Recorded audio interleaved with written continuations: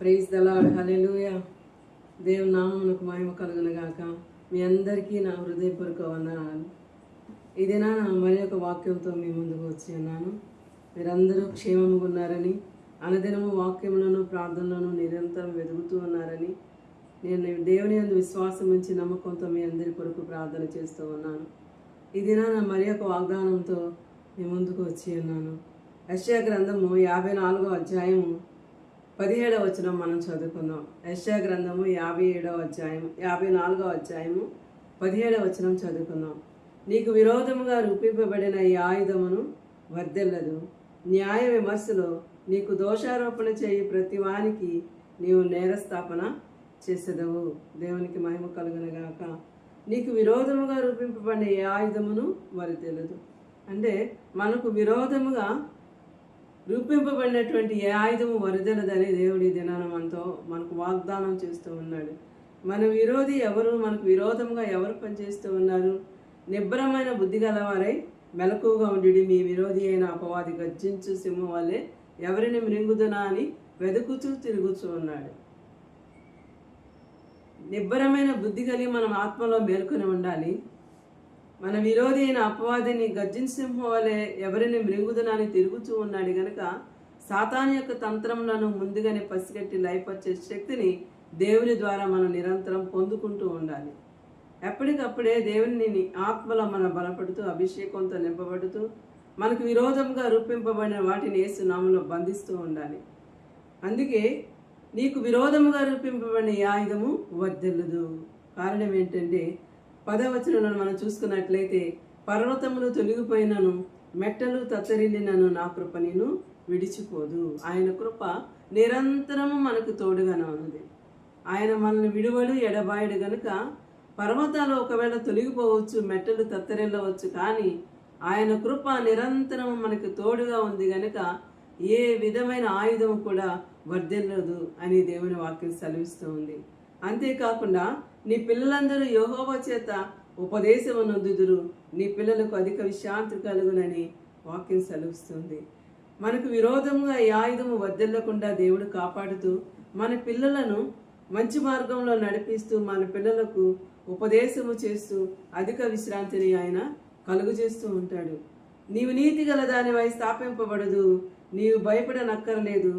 బాధించువారు నీకు దూరముగా నుండురు, భీతి నీకు దూరముగా ఉండును, అది నీ దగ్గరకు రానే రాదు. ఏ భయం, ఏ ఆందోళన, ఏ భీతి మన దగ్గరకు రానే రాదని దేవుడు వాగ్దానం చేస్తూ ఉన్నాడు. ఎందుకంటే ఆయన కృప మనకు తోడుగా ఉన్నది గనక, ఆయనే మనకు తోడై ఉన్నాడు గనక, మనకు రక్షణ కంచిగా ఆయన ఉన్నాడు గనక మనకు విరోధముగా దుష్టుడు ఎన్ని ఆలోచన చేసినప్పటికీ అవి వర్ధిల్లవని మనకు తెలియజేస్తున్నాడు.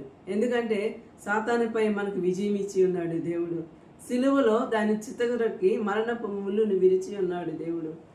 మరణమును జయించి విజయముతో ఆయన నింపబడి ఉన్నాడు కనుక ఆయన బిడ్డలుగా మనలను కూడా విజయముతోనే మనల్ని ఈ భూమి మీద విజయోత్సవంతో మనం నింపుతూ బలపరుస్తూ ఉంటాడు. అందుకే మనకు విరోధముగా రూపింపబడిన ఈ ఆయుధము కూడా వర్ధిల్లదు. దేవునికి స్తోత్రం కలుగును గాక. అది నీ దగ్గరకు రానే రాదు.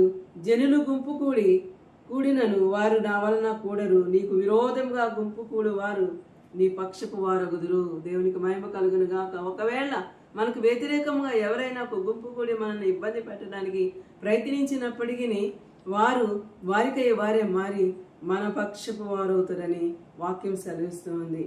దేవునికి మహిమ కలుగును గాక. దేవుడు మన పక్షమందు ఉన్నాడు.